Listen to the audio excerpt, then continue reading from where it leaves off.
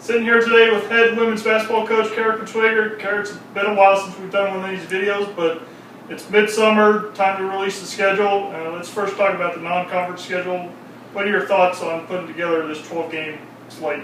I'm really excited about our non-conference schedule. I mean, every year our goals are the same, is to try to prepare ourselves for our conference play and to put ourselves in the best position to play in the postseason come March. And I think that we've definitely accomplished that with this schedule.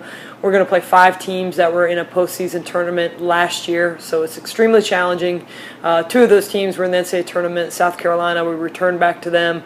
They were regular season SEC champions, and then obviously, and then we're opening up with NC State at home, another NCAA tournament team. So overall, again, very challenging, but we're excited about our team as they're growing up, a year older, a year more experience. We feel like we're definitely in a position where we can compete with some teams in this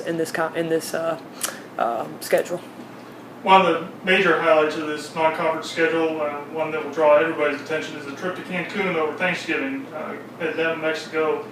One of only 3 international trips in program history. How'd that come about? Yeah, well, it's certainly something that we like to do in terms of scheduling when we can, is to give our players an opportunity to do something maybe they wouldn't do otherwise, or an experience to go overseas or to go to a place like Cancun that they haven't been. I think that's really important and part of our job, quite frankly, as we are helping these young ladies grow and mature. You have to put them in situations that they haven't been in, and so we're very fortunate that the athletic department has supported us and allowed us this trip, and it's a great tournament. I played in it before, a previous institution I was at.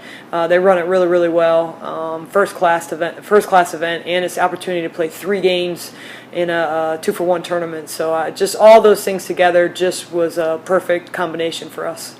You mentioned the 3 games down there, playing Montana, Wake Forest, and Princeton.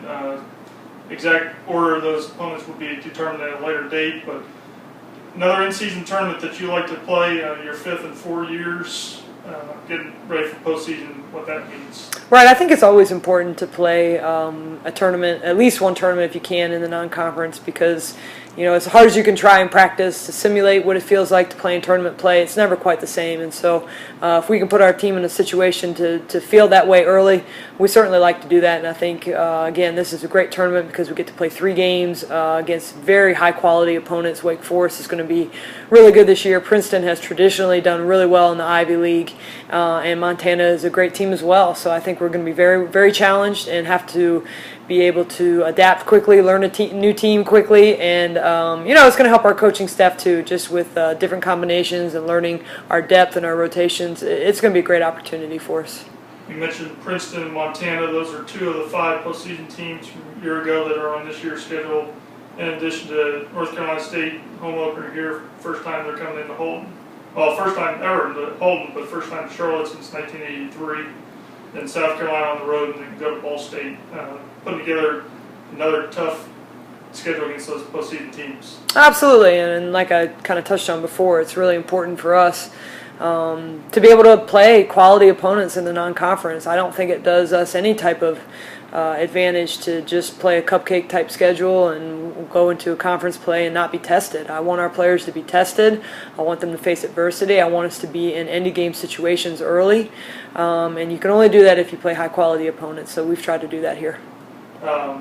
Go on the road to South Carolina. You mentioned previously SEC regular season champion last year. They reached the Sweet 16, and then end the non-conference schedule with Utah. First time playing that in school history. Trip out west to play a Pac-12 team. Just playing non-conference games against power conference schools, what that means.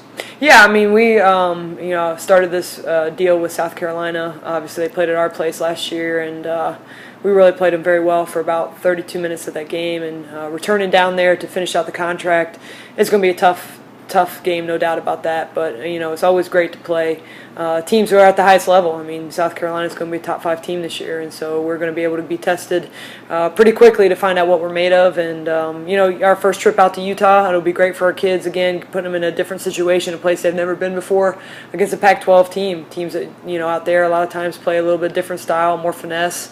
So again, just trying to challenge us in different ways. Sounds like another exciting schedule to prepare for Conference USA play. Can't wait to get started, and we'll talk to you soon. Thanks, Travis.